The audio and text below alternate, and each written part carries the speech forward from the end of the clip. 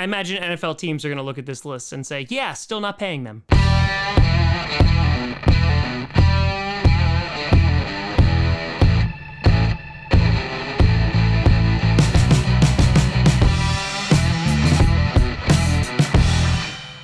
Grossi Posse Packer Nation. Welcome to an episode of Packcast, the podcast where you don't, I do Packers fan, but it sure does help. I'm your host, Tom. The lists have returned. Grossi, and today we are going to be ranking the top 10 running backs heading into this season. A couple weeks ago, I did the top 10 QBs. We'll finish this list series off with top 10 wide receivers coming out tomorrow. And as a reminder, this is not the guys that I think are going to do amazingly well or the best this season. I'm not ranking them on that. I'm ranking who I think the top 10 running backs heading into the season are. And so take that as you will. Complaints can be filed down below. You can talk to our complaint department. It's a trash can. And so before I get started, I wanted to do an honorable mention, and that is going to go to Tony Pollard. I'm really excited for Tony Pollard this season because this is the first chance he's going to get to be a featured back. Zeke is not going to be the primary ball carrier because he's on the Patriots now. And on top of that, Pollard has flashed some really, really good stuff. Whether it's as a receiver, of course, he can be a great running back. He had over 1,000 yards last year on under 200 carries and 9 rushing touchdowns. And so he is a threat on what could be an explosive Cowboys offense. And so I think Tony Pollard could find himself on this list, and I'm excited to see what he's going to do this season. And so let's start off with number 10, and that is going to be Alvin Kamara.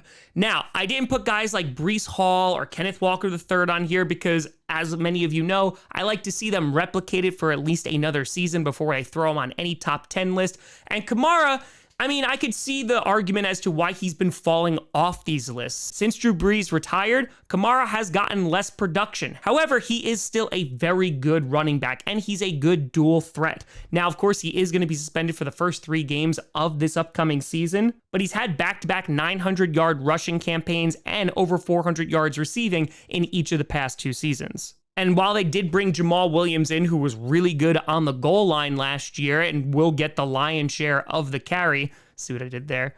And will get the lion's shares of... Lion's share?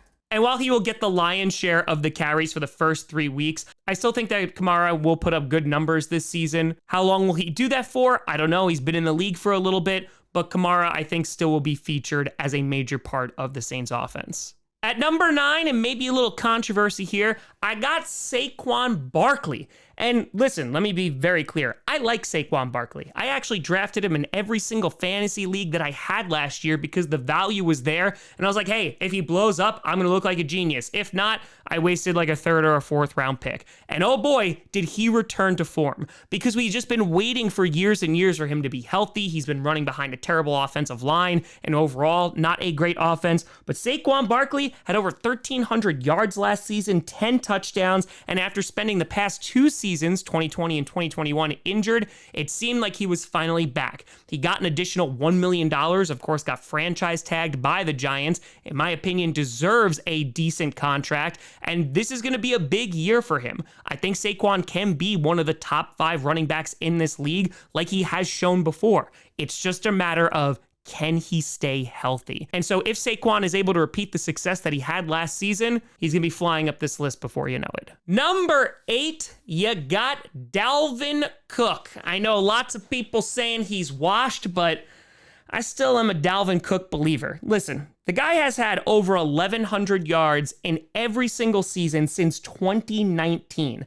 And yes, he took a little bit of a step back last year in terms of production, maybe banged up a little bit, but he's also behind a bad offensive line. And I think that signing by the Jets is a very good one. Of course, they have Breece Hall, who they're probably going to ease into the season, but Dalvin Cook, he can take a bunch of carries from Breece Hall and still be very, very productive, especially if he's not going to be featured as RB1 the entire season and he's maybe going to split some carries with Breece Hall. I think he's going to be very, very effective. The guy can still juke people. He's a pretty good receiver. And overall, I think Dalvin Cook might be one of the steals of the offseason, and the Vikings, well, they let him go for nothing. So that makes me happy. Take that, you winged spawn of Satan! Number 7. Tom, your bias is showing. I know. And that is going to be Aaron Jones of the Green Bay Packers. And listen, I will not have it. Aaron Jones is one of the most underrated running backs in all of football. He has 5.1 yards per attempt, 5.3 last year, which is one of the top out of all these people on this list. Aaron Jones is a great dual threat. He can juke people. He's great in the passing game. He's shown that he can play with Aaron Rodgers, and I think he's going to have a very productive year with Jordan Love because he is probably going to get a bunch more reps. Now, he does have some issues fumbling at some very, very inopportune times, but overall, I think Aaron Jones is a phenomenal running back. He is one of the core players on the Green Bay Packers. Hell, the guy even took a pay cut to stay there. Also, it doesn't help that the running back market is trash. But if Matt LaFleur decides to actually utilize him this year, I think this will be the year of Aaron Jones. Number 6, again, a little spicy here. I originally had him marked at 9, but I'm going to move him back up to 6, and that is going to be Jonathan Taylor. And now, look, I know that he doesn't have a ton of years in the league, but what he's been able to do with the time he's had, barring, of course, last year where he was injured, he's been incredibly impressive. Behind a bad offensive line, which the Colts unfortunately have let that offensive line waste away, he still was able to do well. Those first 2 seasons, phenomenal. He had nearly 1,200 yards his rookie year, and then in 2021, he had over 1,800 yards and 18 touchdowns. And in 2022, while he was injured, he still had 861 yards in under 125 attempts. That's pretty darn good. So Jonathan Taylor is a special running back. He's a special player. And I know now that he has permission to seek out a trade partner. And the Colts, they're looking to get premium value for him, which makes sense because that is the kind of player that Jonathan Taylor is. He's still young. He doesn't have a ton of miles on him. And if he's able to stay healthy and rebound from that injury last season, he's going to be a steal for whoever gets him. Number 5, I got another dual threat running back, and that is going to be Austin Ekeler. I know that Ekeler's talked about a lot in the fantasy realm, but I really feel like amongst national media, he is one of the most underrated guys. Maybe because he's on the Chargers and they talk about Justin Herbert a lot, but he is another guy who's a core piece of that offense. And Ekeler, I mean, damn. He's had back-to-back 900-yard rushing seasons. He's had a total of 25 rushing touchdowns combined the last 2 seasons. And in 2022, he had 722 receiving yards and 5 touchdowns on top of that. And listen, under Joe Lombardi, the Chargers, they like to check it down a lot. And a lot of the times, it was checked down to Austin Ekeler. I think with Kellen Moore there, a new offensive coordinator, you might see Austin Ekeler get even more production. And I hope that is the case. He can demonstrate how good of a running back he really is. And I imagine he's going to be a focal point of that Chargers offense this season. Number 4, you just got a bruiser on here. You got Josh Jacobs of the Vegas Raiders. I think technically he hasn't signed his franchise tender, but maybe he'll eventually come back. Josh Jacobs, of course, he woke up the league last year, but let's be very honest. Out of the 4 seasons that Josh Jacobs has played, he's been good for just about all of them. 3 out of the 4 seasons, he's had over 1,000 yards. In 2022, he had over 1,600 yards. He was averaging 97 yards a game. On top of that, he had double-digit touchdowns. He had 340 carries, which is way more than he's previously had. The most he ever had before that was 273 in 2020. But the point here is that Josh Jacobs, when you hand him the ball, he's gonna do great things. He's one of the best parts about that Raiders offense. And with Jimmy Garoppolo, you basically have Devontae Adams. With Hunter Renfrow, you don't know. And then you got Josh Jacobs. So the Raiders need to figure it out. I know that the running back market is absolute garbage right now, but Josh Jacobs makes that team better. And in my opinion, if the Raiders are going to find any amount of success this year, it's going to be with Josh Jacobs in the backfield. Number 3, you can't forget about the king, Derrick Henry. A lot of people were writing off Derrick Henry after his injury, but no.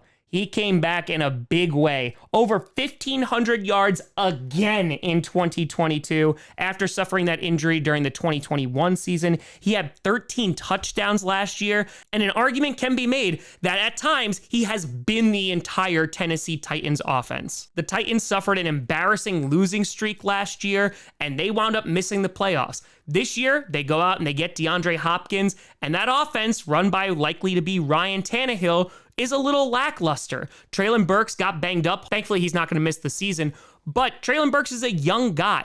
Who are they going to rely on? The veterans, and that's going to start with Derrick Henry. Derrick Henry still has that bruiser mentality. He can run people over, and if you don't believe me, just ask the Jacksonville Jaguars. And so Derrick Henry is still a top 3 running back in the league, and I stand by that. Number 2, you got Christian McCaffrey. I know a lot of people say that CMC is number 1, but me, I see it a little bit differently. And don't get me wrong, CMC, another guy who returned to form last year, getting traded to the 49ers, which was probably the best thing that could have happened to him because he's going to be utilized in a ton of ways, whether it's running, whether it's receiving, or hell, whether it's throwing touchdowns. And the thing with CMC, as always, is that he just needs to remain healthy. I know if you play fantasy out there, you have drafted Christian McCaffrey first overall a number of times, and usually that ends in heartbreak. But last year, he had over 1,000 rushing yards in 2022. He had over 700 receiving yards, and he is the ultimate dual threat running back. He is the best of the best in terms of being a receiver and also an elusive runner. And with the 49ers, I imagine he is going to be heavily leaned on this year with Brock Purdy. And so we'll see if CMC can remain healthy and put on a performance once again.